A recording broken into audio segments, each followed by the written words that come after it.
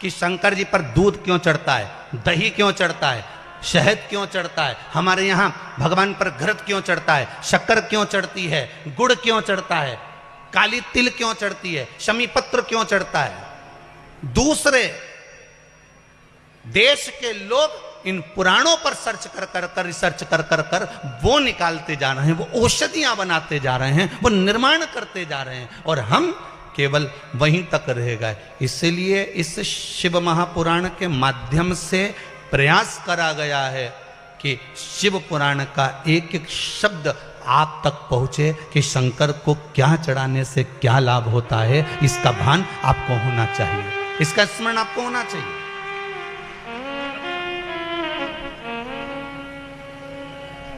ये क्या है, ये जम के बोलो जरा। रुद्राक्ष। आपको पहले भी कथा में कहा, एक होता है रुद्राक्ष, दूसरा होता है भद्राक्ष। दोनों में अंतर होता है। रुद्राक्ष भारी होता है, भद्राक्ष हल्का होता है। रुद्राक्ष में छिद्र होता है, भद्राक्ष में छिद्र नहीं होता है। रुद्राक्ष गोल होता है, भद्राक्ष टेढ़ा होता है। दोनों अंतर बताएं आपको पहले की कथाओं में, सब चीजों का वर्णन है।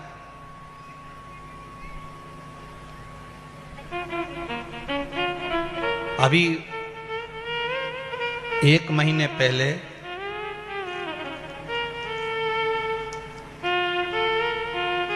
बाबा रामदेव जी ने भी रिसर्च करवाया कि इस शिव महापुराण में, लिंग पुराण में, इन पुराणों में रुद्राक्ष का इतना महत्व है, तो आखिर रुद्राक्ष में से ऐसा क्या निकलता है कि रुद्राक्ष को पानी में गलाकर पानी पिया जाए तो अच्छी से अच्छी बीमारी भी ठीक हो जाती है।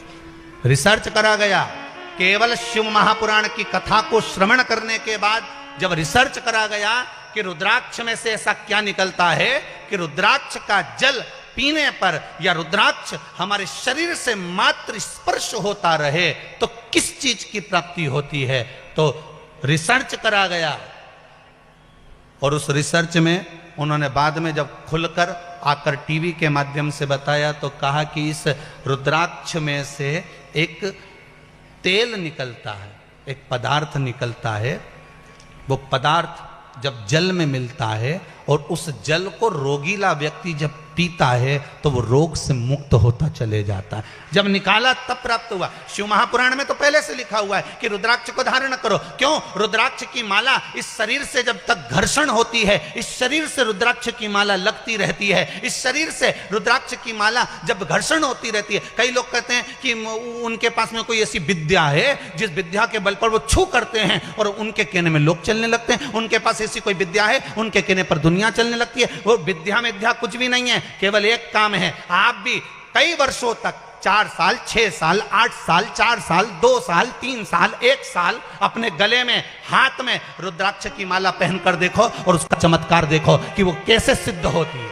आपका भजन, आपका स्मरण, आपका कीर्तन, आपका मंत्र जाप, आपका नाम जाप आप घट की जिह्वा से करेंगे। आप भले मुख से राम नहीं कहेंगे, शिव नहीं कहेंगे, कृष्ण नहीं कहेंगे, पर जितनी श्वास हमारी निकलती है उस श्वास में अपने आप ओम का नाद होता है। जब हमारे गले से, कंठ से जब श्वास निकलती है अपने आप उसके ओम का नाद होता है। वो ओम का घट की जिह्वा से निकलना, आपके शरीर में पड़ा हुआ रुद्राक्ष की माला, हाथ में पड़ी हुई रुद्राक्ष की माला, कंठ पर पड़ी हुई रुद्राक्ष की माला, चाहे शरीर में रुद्राक्ष की माला अगर वो है तो आपके ना जपने पर भी एक आ जपा जप होता है। आ जपा जप मतलब जिसको जपा ही नहीं गया फिर भी अपने आप ओम निकल रहा है, श्वास श्वास में निकल रहा है, हर पल निकल रहा है। वो श्वास के जप से ये गले में पड़ी हुई माला, ये हाथ में पड़ी हुई माला हमारी सिद्ध हो जाती है। फिर सामने वाला व्यक्ति भी डरता है कि क्या बोलना है इसके आगे, उसका तेजपुंज उसके सम्मुख में प्रकट हो जाता है। एक तेजपुंज इस रुद्राक्ष में से निकलता है जो जीवन का सुख प्रदान कर देता है, पर समझाए कौन? फिर वही वाली बात आ गई,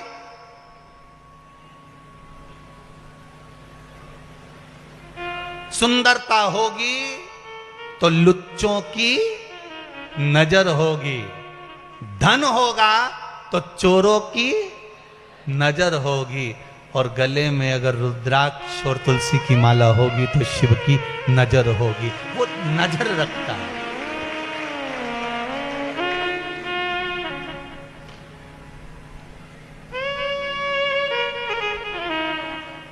आधार कार्ड यहीं चलेगा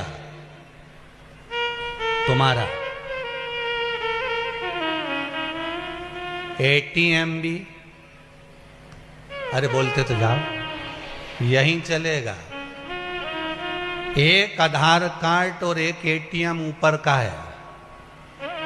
शिव महापुराण की कथा अगर सुन ली है तो वो तुम्हारा आधार कार्ड बन गया है। और श्री शिवाय नमस्तुभ्यम मंत्र अगर तुम्हारे पास में है, ऊपर जाते से ही एटीएम मशीन के सामने खड़े हो जाओ, श्री शिवाय नमस्तुभ्यम बोला, इतने में तो भगवान, कुछ भी मत बोलना, केवल श्री शिवाय नमस्तुभ्यम, मृत्यु के पर्यंत भी पश्चात भी अगर मुख से निकल गया, वो जीव आत्मा श्री शिवाय नमस्तुभ्यम का जाप करती करती चली गई, तो फिर भगवान भी कह देंगे कि यमराज इसको छोड़ दे, ये तेरे बस की बात नहीं है, ये वहां जाने वाला नहीं है, ये तो कैलाश का है, बैकुंठ का है और अन्य लोकों में जाएगा, पर ये नरक नहीं जाएगा, ये कहीं गलत जगह नहीं जाएगा, इसके पास में कार्ड अच्छा है,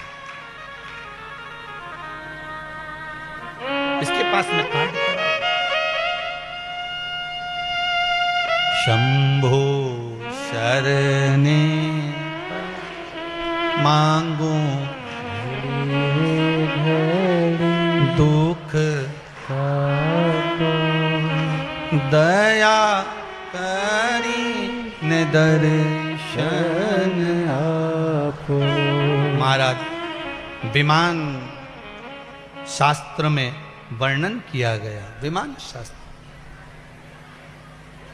शक्ति से उड़ता था, सतयुग में, त्रेता में उड़ता था मंत्र, द्वापर में उड़ता था मंत्र और तंत्र से, और कलयुग में अगर विमान उड़ता है तो केवल यंत्र से। कैसे उड़ रहा है? एक यंत्र के माध्यम से। हम भटकते हैं। विमान शास्त्र कर रहा है, इस पे रिसर्च चल रहा है अमेरिका में, विमान शास्त्र पर, कि ऐसा क्या था मंत्र में, ऐसा क्या था उन मंत्रों में कि विमान उड़ जाता था। देखे कि नहीं देखे आप लोगों ने? बोलो तो सही ईमानदारी से, देखे नहीं? वो भगवान राम भी आए थे पुष्पक विमान में बैठकर, तो ऐसे कैसे उड़ जाता था? तो कई लोगों के मन में आश्चर्य होता कि ये उड़ता कैसे होगा, तो उसी का रिसर्च चल रहा है कि आखिर इस मंत्रों में कितना बल होता होगा, उस मंत्र में कितनी प्रबलता होती होगी कि विमान उड़ जाता था।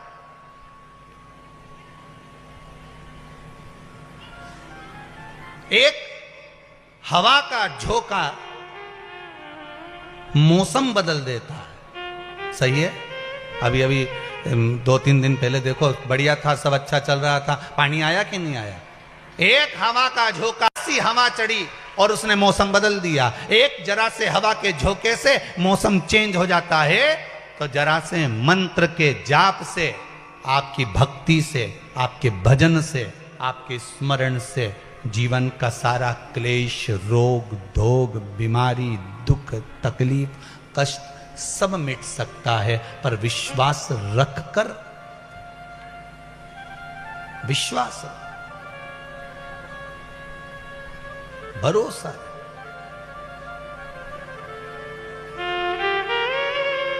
हमें दुनिया को दिखाकर कभी भजन नहीं करना भाई, बहुत याद रखना इस बात के लिए। आप लोगों से फिर बार बार निवेदन कर रहे हैं कि दुनिया को दिखाकर कभी भजन मत करो। आप तो अपने दिल से भगवान का भजन करो। जो सदगुरु ने दिया, जो परमात्मा ने प्रदान किया, उससे भजन करो।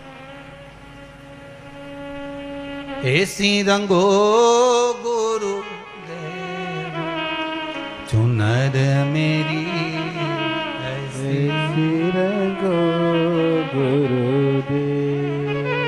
राम लक्ष्मण भरत शत्रुघ्न हनुमत मेरी चुनर में। राम लक्ष्मण भरत शत्रुघ्न हनुमत मेरी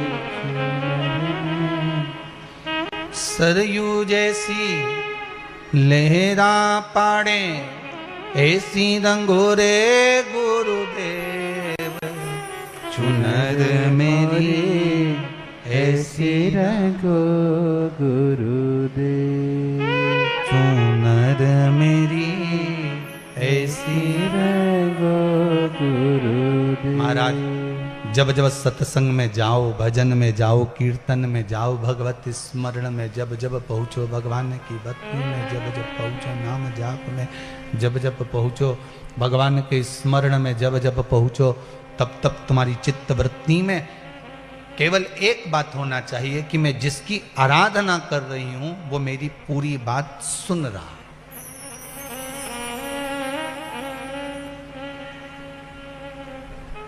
उस पर आश्रित होकर जाओ।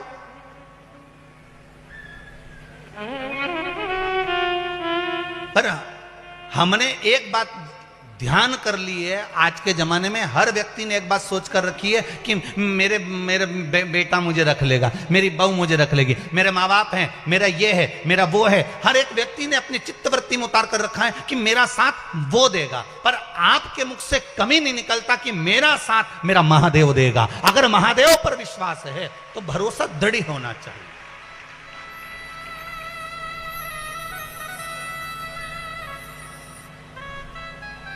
एक जरा सी सत्यनारायण भगवान की कथा भी करते हो ना तो मन में आ जाता है वो बहू है ना वो संभाल लेगी। जरा सा घर में बुलौआ करो ना तो तुम कह देती हो वो हमारी ननद है ना वो संभाल लेगी। जरा सा घर में ब्याह आया ना वो है ना वो संभाल लेगा। जरा सी पार्टी हुई ना वो किटी पार्टी वो संभाल लेगी। मतलब तुमने कभी नहीं किया मुंह से कि मेरा महादेव संभालेगा। बोलो बोले क्या? ईमानदारी से बोलना कि महादेव संभालेगा, ये तुम्हारे मुंह से कभी नहीं निकलता। तुम्हारे मुंह से निकलता तो एक ही बात निकलती, वो संभाल लेगी, वो ऐसा कर लेगी, वो ऐसा कर लेगा, वो ऐसा करेगा, वो ऐसा करेगा। पर आपके मुख से निकलना चाहिए कि अगर संभालेगा। आखिरी में भी तो यही होता है, जब व्यक्ति बीमार पड़ जाता है, कोई एक्सीडेंट हो जाता है, कोई तकलीफ हो जाती है, कोई घटना घट जाती है, हॉस्पिटल में जब भर्ती करा जाता है, डॉक्टर अपना काम कर रहा होता है। तुम सबको फोन लगाओ फोन जिसको लगा सकते हो कि साहब तुम डॉक्टर साहब से बोल दो, तो वो डॉक्टर से कह सकता है फोन लगाकर। पर डॉक्टर तो वही करेगा ना जितना उससे आता होगा, जितना उससे बनता होगा। और आखिरी में डॉक्टर भी फिर कह देता है कि भैया अब एक डॉक्टर और है, वो है देव अधिदेव महा। अंत में वही है, उसके भरोसे पर जीना है, उसके सहारे पर जीना। फिर कोई दूसरा है ही नहीं। अब साधेगा तो वही साधेगा। आए ना आए प्रभु कुटुंब, आए ना आए प्रभु कुटुंब हमारा, अंत समय भोले आना,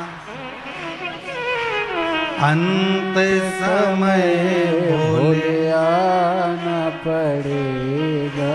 वचन दिया तो निभाना पड़ेगा, अंत समय प्रभु आना पड़ेगा। कभी हमारे मुख से निकलना चाहिए कि मेरा शंकर बैठा हुआ है, मेरा शिव बैठा हुआ है, वो संभाल लेगा। अब वो बैठा है तो मुझे क्या चिंता? मैं किस बात की चिंता करूं अगर वो बैठा है तो?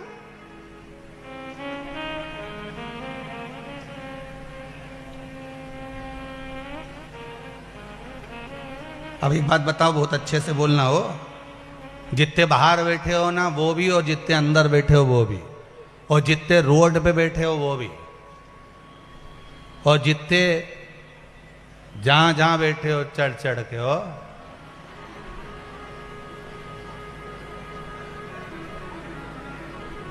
सब अच्छे से बोलना। एक बात, तुम्हारे साथ में छोटा बच्चा आता है कथा में, तो बच्चा तुम्हारा ध्यान रखता है कि तुम बच्चे का ध्यान रखते हो? जम के बोलो जरा। बच्चे का ध्यान माँ बाप रखते हैं कि बच्चा माँ बाप का ध्यान रखता है? माँ बाप बच्चे का ध्यान रखते हैं।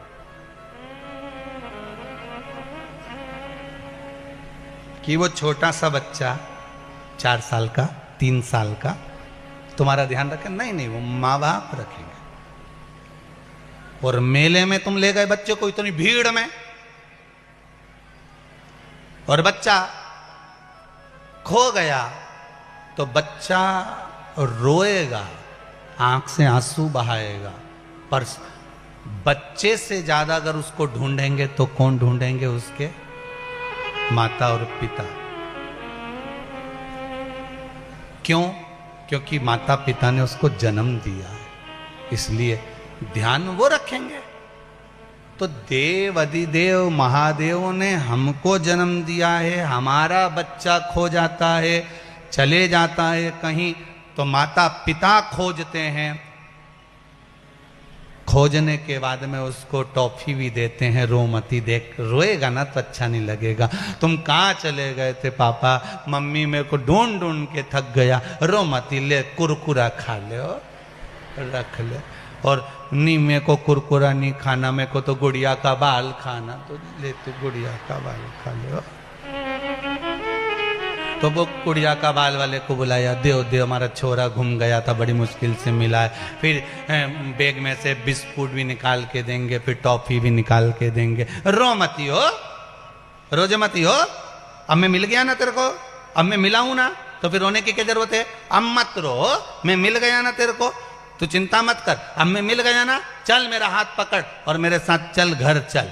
अब देखो माँ बाप उसको घर ले गए, ढूंढ के ले गए। उसी तरह जैसे कि माता पिता अपने बच्चे को ढूंढते हैं, उसी तरह मेरे देव अधिदेव महादेव ने हमको जन्म दिया है, पृथ्वी पर भेजा है। अगर हम दुखी होंगे तो ढूंढेगा वो, तुम तो बस उसको पुकारते रहो, उसकी याद में आंसू बहाते रहो, उसको पुकारते रहो कि मेरा पिता कहाँ है, मेरा बाप, मेरा पिता, मेरी माँ, मेरा शिव, मेरी पार्वती कहाँ है। तुम उसको पुकार पुकार कर रो लो, आंखों से आंसू बहा लो कि मेरा शंकर मुझे साधेगा। बच्चे की तरह जिद करो कि मेरा पिता कहाँ है, मेरी मम्मी के पास जाना है, मेरे पिता के पास जाना है। और जब मेरे देव अधिदेव महादेव के लिए आप रोगे, आंख से आंसू निकलेगा, जब उसके लिए निकलेगा तो वो भी ढूंढ लेगा। और ढूंढ लिया तो जैसे उसको बिस्कुट दिया, गुड़िया का बाल दिया, उसको टॉफी दी, उसको आइसक्रीम दी, उसी तरह वो भी तुमको गाड़ी, बंगला,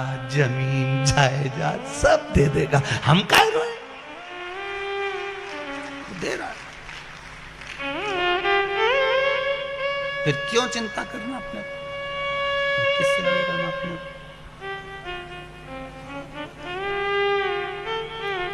मेरे भोले बाबा को तुम साधारण में मत लो साहब। बहुत लोग बाग उसको बहुत साधारण में लेते हैं साहब, वो तो आंख बंद करके बैठा है, एकदम सिंपल सा है, साधारण सा। नहीं नहीं, मेरे भोले बाबा को अनाड़ी मत, मेरे भोले बाबा को अनाड़ी मत समझो, मेरे भोले बाबा को अनाड़ी मत समझो, मेरे भोले बाबा को अनाड़ी मत समझो, मेरे भोले बाबा को अनाड़ी मत समझो, अनाड़ी मत समझो, अनाड़ी मत समझो, अनाड़ी मत समझो, अनाड़ी मत समझो,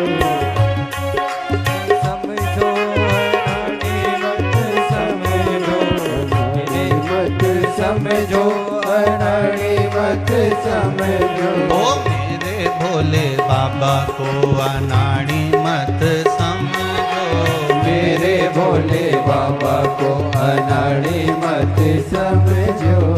क्रम इन्होंने ओ मेरे भोले बाबा को अनाड़ी मत समझो, ओ मेरे शंभू बाबा को अनाड़ी मत समझो, ओ मेरे भोले बाबा को अनाड़ी मत समझो, ओ मेरे भोले बाबा को अनाड़ी मत समझो, ओ मेरे भोले बाबा को अनाड़ी मत समझो, मेरे भोले बाबा को अनाड़ी मत समझो, ओ मेरे भोले बाबा को अनाड़ी मत समझो। हर हर महादेव।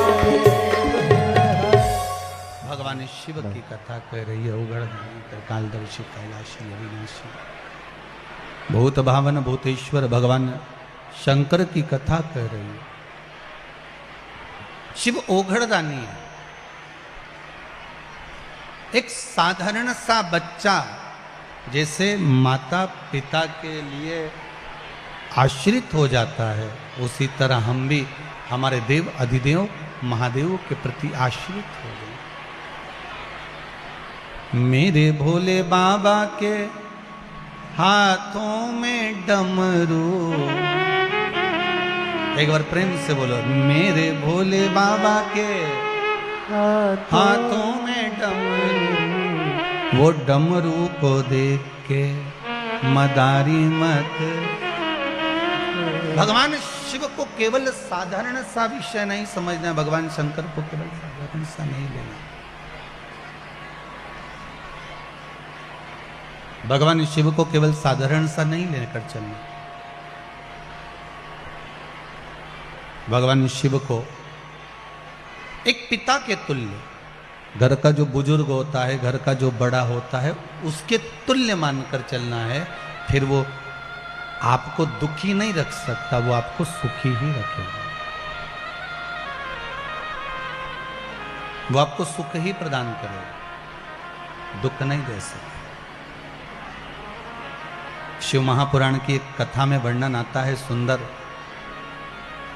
एक विदल और एक उत्पल।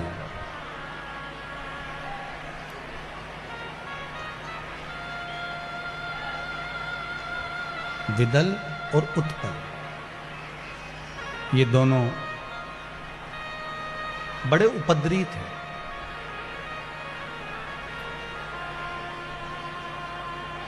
महाराज, इन विदल और उत्पल का सबसे बड़ा क्रम एक था, इन्होंने उपद्रव बहुत करा, मना नहीं है, पर उपद्रव के साथ में सबसे बड़ा क्रम इन्होंने क्या करा कि मां जगज्जननी जगदम्बा माता पार्वती को गलत दृष्टि से देख लिया। माता को गलत दृष्टि से देखा और जब माता पार्वती को गलत दृष्टि से देखा तो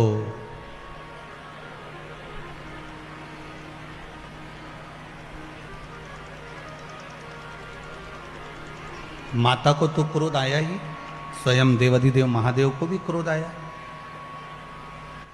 On Facebook, Ronak Lab for Coffee gone deeper.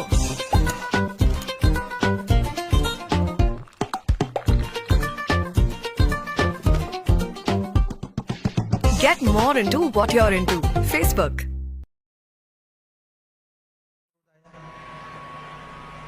एक बात बड़ी सुंदर शिव महापुराण में लिखी है, आप अगर उस पे धारण करें तो अच्छी बात है।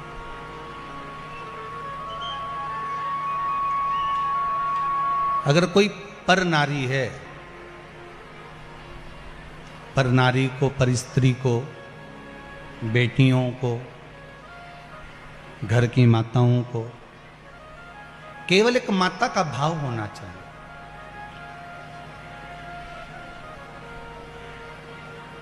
एक बात हमने शिव महापुराण की कथा में कुबेरेश्वर धाम से कही थी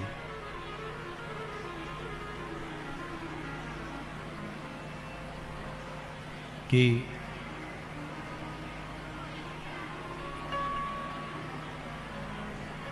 अगर आज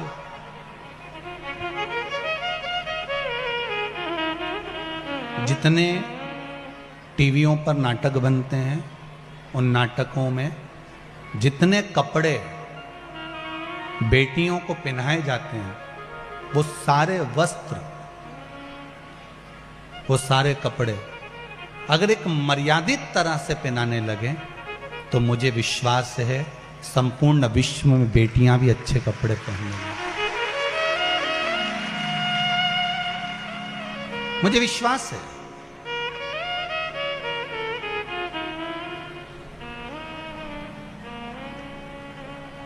अगर अच्छे वस्त्र धारण कराने लगे, अच्छे वस्त्र पहनाने लगे, तो फिर राष्ट्र को संवरने में कोई देरी नहीं लगेगी।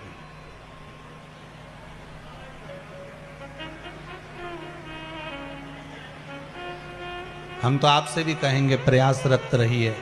घर की बुजुर्ग माताएं अगर सिर पे पल्लू ले सकती हैं तो आपको लेने में क्या दिक्कत है? आपको लेने में क्या तकलीफ है? कहते हैं जिसके सिर पर पल्लू होता है उसका भाग्य प्रबल होता है, ये शास्त्र में लिखा हुआ है। अगर सिर पर पल्लू है तो भाग्य प्रबल है। लाखों दुख, लाखों तकलीफें, लाखों कष्ट जीवन में आ सकता है, लाखों दुख आएगा, लाखों कष्ट आएगा, सब कुछ प्राप्त होगा, पर ये सिर पर जो पल्लू होता है ना मस्तक पर माताओं के, ये पूर्वजों का, पितरों का, कुल देवी देवताओं का और गुरुजन का मस्तक पर हाथ हमेशा बना रहता है। पर करें क्या महाराज जी, यहां से चालू हुआ था, धीरे धीरे धीरे धीरे यहाँ आ गया। अब तो बच्चा बहुत बहुत। तुम्हारे घर में तुलसी का क्या रहा है? ठीक है। घर में गुलाब का पौधा है? मनी प्लांट का है? नहीं है, ठीक है। तुलसी का, बेलपत्री का हैगा। अब एक काम करना, प्रैक्टिकल करना थोड़ा सा, कि बेलपत्री का जो वृक्ष हो, पौधा हो, या तुलसी का पौधा हो, या समी का पौधा हो, उसकी मिट्टी उसके जड़ के पास से हटा देना। वो पनप जाएगा कि सूखेगा? जम के बोलिए, जम के। सूखेगा।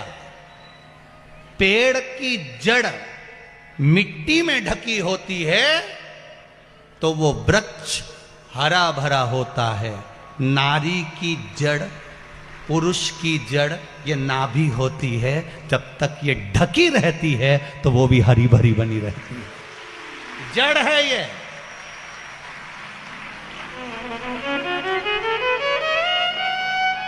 बोलो जरा, सही है कि गलत है? नहीं, कहीं अगर तुम्हें गलत लगे नहीं तो अगली बार इंदौर मत बुला जाओ, कोई बड़ी बात नहीं। नहीं, तुम्हें अगर बुरा लगे कि महाराज गलत बात बोल दिया, जड़ वृक्ष की मिट्टी में ढकी होती है तो वृक्ष पनपता ज्यादा है। नारी हो चाहे पुरुष हो, अगर जड़ नाभि ढकी हुई होती है तो वो भी पनपता बहुत है, वो घटता नहीं है, हमारा पनपेगा। पर आज का फैशन ऐसा आ गया महाराज जी,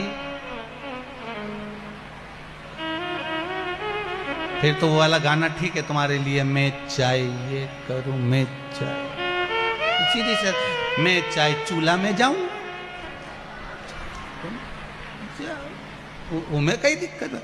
थोड़ा सा सुधरने का प्रयास करिएगा, जीवन बड़ा सार्थक हो जाएगा। आनंद तब आएगा जिंदगी का, तुम देखो तो सही, सादगी पूर्ण जीवन का एक आनंद ही दूसरा होता है महाराज। हैं, सभी लोग तुम्हारा मुंडा देख लें, सभी लोग तुम्हारा मुंह देख लें, तो तुम्हें किसी को मुंह दिखाने की जरूरत पड़ेगी? अरे बोलो तो सही। और जब तुम्हारा मुंह इतना सारा ढका हो, भयंकर इतना सारा, तो सब मन में सोचे की बहू है,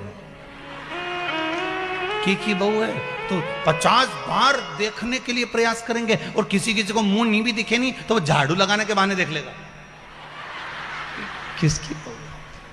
कितना कितना हमारे हिंदू धर्म के अंतर्गत कितना सुंदर सुंदर भाव प्रकट करा गया, पर उसको समझे तब तो।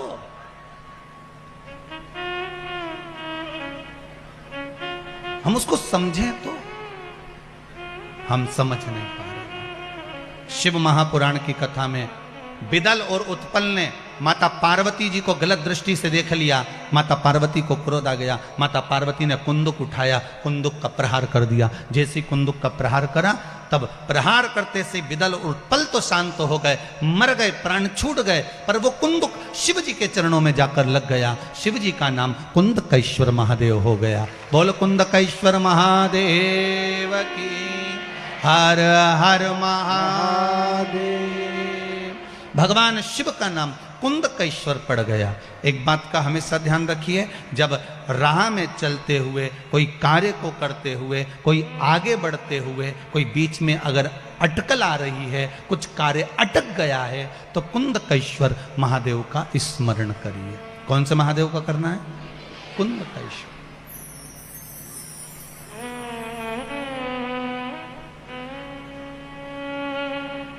कुंदकेश्वर महादेव का स्मरण करिए। अच्छा, कई लोग एक प्रश्न करते हैं, गुरुजी ये बताओ कि आप बताते हो कि कुंदकेश्वर का स्मरण करो या उद्धूतेश्वर का स्मरण करो या फिर ये देवता का स्मरण करो महाराज, तो ये मंदिर में जाना पड़ता है क्या इनके? तो शिव महापुराण की कथा कहती है आप किसी भी मंदिर में जाएंगे और जिस देवता का नाम लेकर आप जल चढ़ाएंगे उस समय पर वो देवता उसको स्वीकार कर लेता है। आप जिस मंदिर में जा रहे हो, आप किसी मंदिर में जाकर पशुपति व्रत कर रहे हो तो पशुपतिनाथ उसको स्वीकार कर लेगा। आप किसी मंदिर में जाकर केदारनाथ जी के नाम से जल चढ़ा रहे हो, केदारनाथ भगवान उसको स्वीकार कर लेगा। आप किसी मंदिर में जाकर त्र्यंबक के नाम का जल चढ़ा रहे हो, त्र्यंबकेश्वर भगवान उसको स्वीकार कर लेगा। आप किसी मंदिर में जाकर महाकाल के नाम का जल चढ़ा रहे हो, महाकालेश्वर बाबा उसको स्वीकार कर लेगा। वो उसको प्राप्त कर लेता, वो उसको ग्रहण कर लेता। महाराज, श्री शिवाय नमस्तुभ्यम, श्री शिवाय नमस्तुभ्यम। कुंदकेश्वर महादेव का नाम का स्मरण कर लेने पर जीव सुख पा जाता है। आज एक कोई इन्हीं पंडित श्री रमेश मेंदोला मित्र मंडली का ही कोई एक सदस्य सुबह मिलने के लिए आए थे, शायद वो बैठे भी होंगे।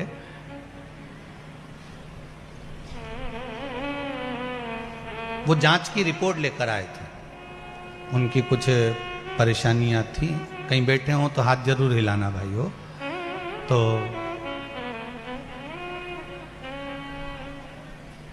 मस्तक पर उनके बिंदी लगी हुई थी और उन्होंने कहा गुरुदेव,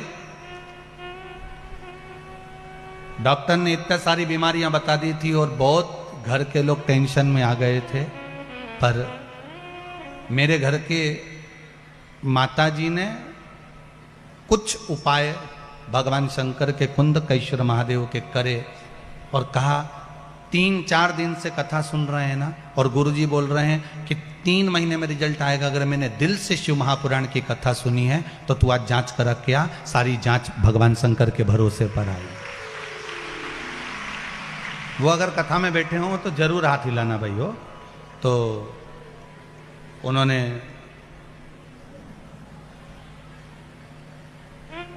रिपोर्ट निकाली और उस रिपोर्ट को दिखाया कि गुरुजी ये सारी रिपोर्ट है। डॉक्टरों ने कह दिया था पहले जब रिपोर्ट जांच करी थी कि ऐसा ऐसा बीमारी है, ऐसा ऐसा रोग है और ये चीज है। और जैसे ही शिव महापुराण की कथा सुनने के बाद मेरी माता के कहने पर मैंने जांच कराई, सब रिपोर्ट अच्छी आ गई, कुछ भी उसमें प्रॉब्लम नहीं, कुछ भी नहीं।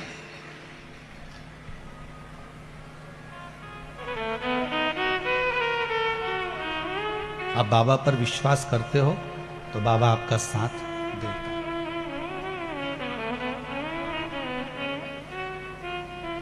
शिव कृपा करता है।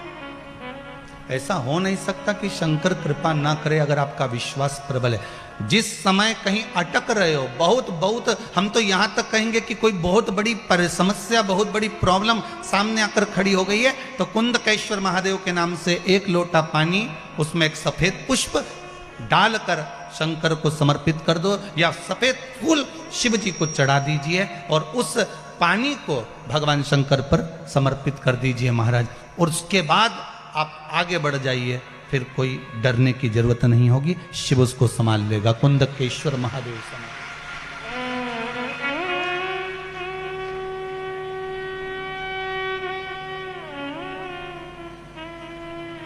फिर वो देवाधिदेव महादेव उसको संभालेगा, उसके सिवाय कोई दूसरा संभाल भी नहीं सकता। संभालने वाला वो शंकर ही हो सकता है।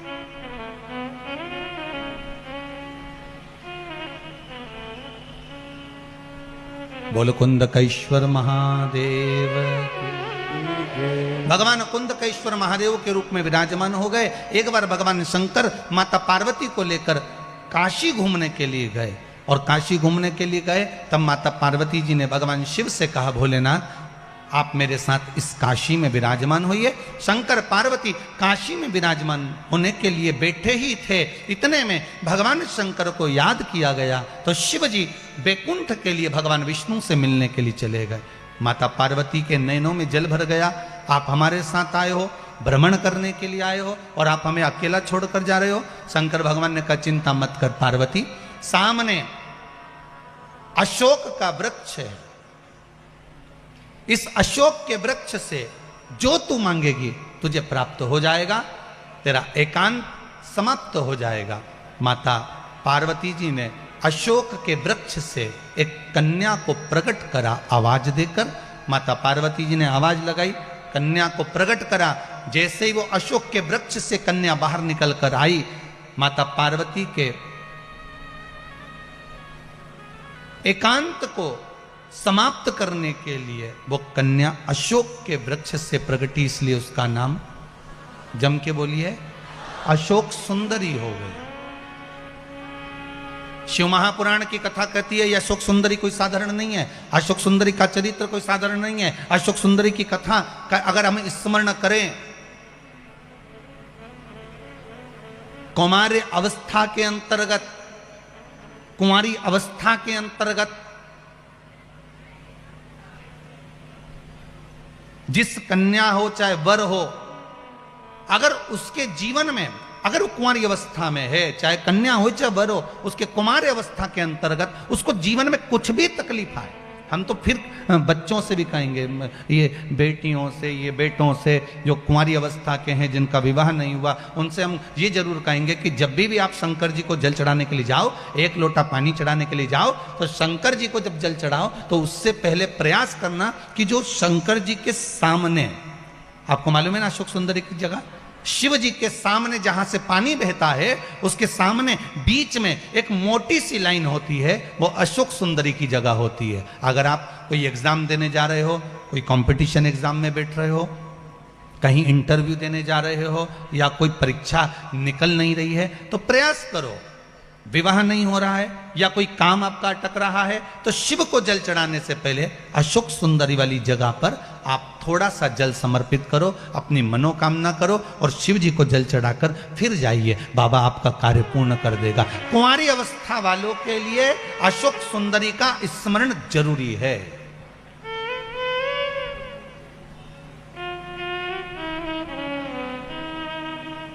जाते हो आप लोग मंदिर? घर से जल ले जाते हो कि मंदिर का जल भर कर चढ़ा देते हो? जम के तो बोलो जरा, घर से पक्का? सही है, फिर मतलब धीरे धीरे तुम सुधर गए, ये तो पक्का हो गया। और होना चाहिए, या तो सुधर जाओ नहीं तो सिधर जाओ, सीधी सीधी बात हो, थोड़ा थोड़ा तो सुधरो रे। इतनी कथा हो रही है, इतनी कथा, इतनी कथा, इतनी कथा, जहां देखो कथा ही कथा, कथा ही कथा, तो कथा में से कुछ तो ग्रहण करो, नहीं तो मालूम पड़े यहां से सुनी, यहां से निकाल दी, बची कुची थी तो कपड़ा में से झटकार दी, घर पहुंचे, घर वालों ने पूछा क्या लेके आई, पूरी सब्जी, ये लो तुरंत। थोड़ा सा ग्रहण करिए अपने जीवन में, थोड़ा सा उतारने का प्रयास करिए अपने जीवन में, थोड़ा सा उतारने का प्रयास। महाराज शिव महापुराण की कथा कहती है, बिदल उत्पल को मारने के बाद माता पार्वती जी ने कन्या को प्रकट करा, जिसका नाम सुंदर, अशोक सुंदरी का उसका नाम दिया गया। अगले वर्णन आया है, एक दनु राजा के महाराज दो पुत्र थे, जिसका नाम था रंभ और करंभ। क्या नाम है? रंभ और करंभ। दोनों तपस्या करने के लिए गए, जल में बैठकर तपस्या कर रहे थे, जल में बैठकर तपस्या कर रहे थे। उसी समय पर एक मगर आ गया और मगर ने आकर करंभ को गया। रंभ बैठा, आंखों से जल बहाता रहा कि मेरा भाई मर गया, मेरा भाई चला गया। अब संतान नहीं है, हम दोनों भाई अगर तप करने गए थे तो संतान की प्राप्ति के लिए गए, तो संतान ही नहीं है, क्या करा जाए? तो रंभ ने अब जल में बैठकर तप नहीं करा। रंभ ने अब जो तप करा है, रंभ अब जो तप करने बैठा तो चारों तरफ अग्नि लगाकर रंभ तप करने बैठ गया। रंभ जब तप करने बैठा तो भगवान ब्रह्मदेव प्रकट हो गए। मांगो रंभ, क्या चाहिए? रंभ ने कहा, महाराज जी हमारे घर में संतान नहीं, औलाद नहीं, हमारे घर में संतान नहीं है, औलाद नहीं है, कृपा करिए। ब्रह्मदेव ने कहा, सुनो रंभ, तपस्या करने के बाद जब तुम उठकर जाओगे, जिसको भी प्रेम से देख लोगे, जिस पर भी तुम्हारी प्रेम से दृष्टि पड़ जाएगी, जिसको भी तुम स्नेह से देख लोगे, उसी से तुम्हारी औलाद हो जाएगी, उसी से तुम्हारी संतान हो जाएगी। रंभ उठकर तप कर कर जैसे ही निकल कर जा रहा था, सामने से एक महिष निकल कर जा रही थी, एक भैंस निकल कर जा रही थी, और रंभ ने उस भैंस को प्रेम से देख लिया। केवल एक महिष, एक भैंस निकल कर जा रही है और उसको रंभ प्रेम से देख लेते हैं। रंभ ने जैसे ही उस भैंस को प्रेम से देखा, भैंस का गर्भ ठहर गया, क्योंकि वर था, जिसको भी प्रेम से देखेगा उससे संतान प्रकट हो जाएगी। गर्भ ठहर गया। अब भैंस महिष जैसे ही अपने घर गई तो भैंस का जो पति था भैंसा, अब इसमें हंसने की कौन सी बात होगी? तो भैंस का पति भैंसा ही तो होगा।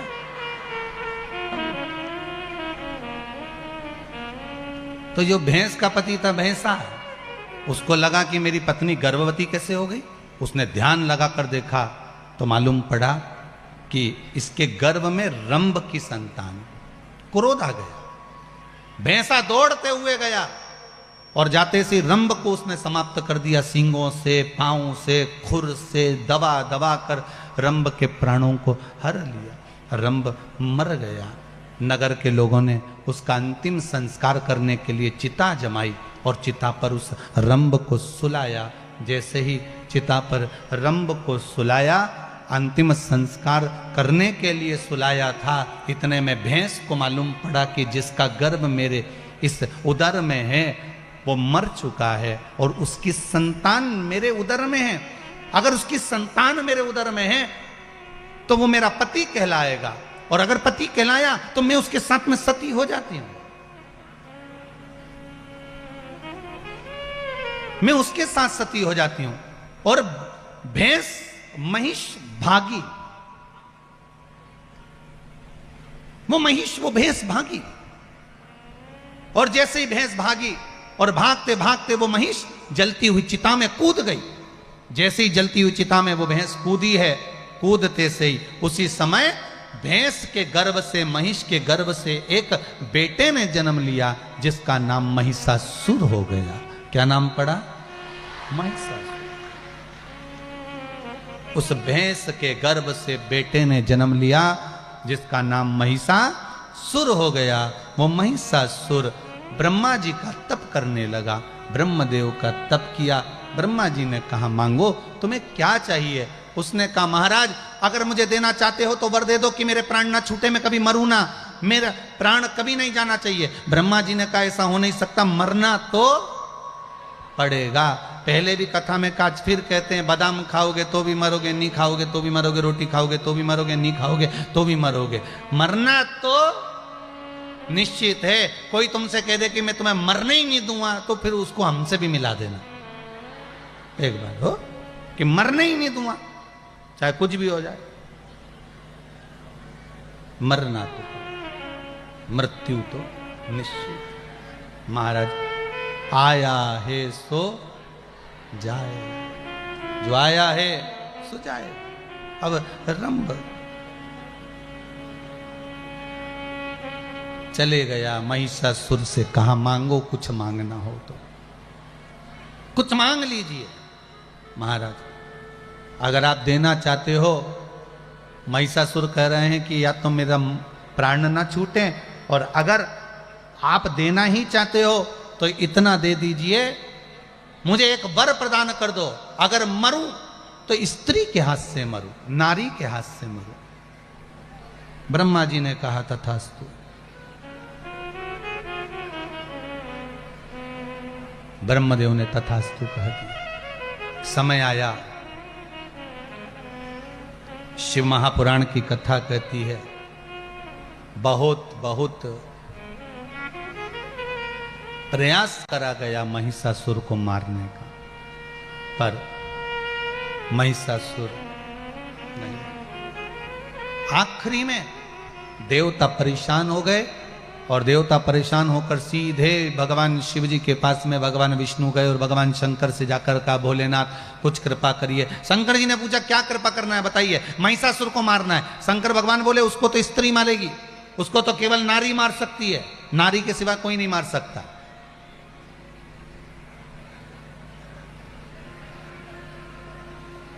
अच्छा, स्त्री में, नारी में क्या बल होता है, यह केवल इंदौर वालों को ज्ञात होना चाहिए कि मां अहिल्याबाई होलकर अकेली रहकर पूरे मालवा क्षेत्र पर राज्य करती थी एक तरफा। कौन? मां अहिल्याबाई। नारी तत्व क्या है?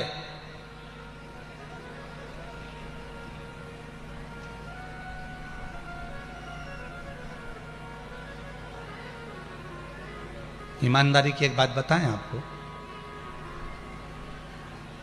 ये जो कई लोगों के चेन कट जाती है, मंगलसूत्र कट जाते हैं, सामान चोरी चले जाता है, अगर नारी सोच लेना और अपनी बाली पे आ जाए और दमदारी से अगर निपट ले तो किसी की सामर्थ्यता नहीं कि तुम्हारे गले पर कोई हाथ डाल दे।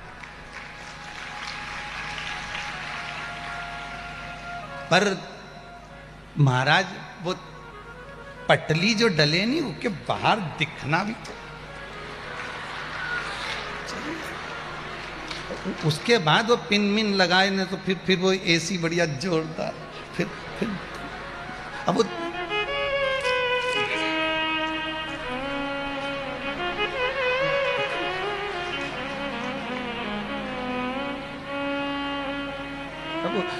उसमें भी तो समय लगना चाहिए ना, तो 1 घंटा तक तो वो पेंसिल से पहले लाइन खींचे, डब्बा भरे, तो अब उसमें टाइम लगे से तो दिखावा। किसी अच्छे से अच्छे रिसर्च वाले से पूछ लेना कि मच्छर काटता है? नहीं, मच्छर की घरवाली काटती है।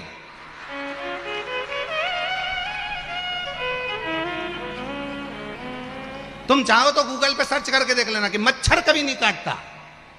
जो मादा मच्छर होती है ना,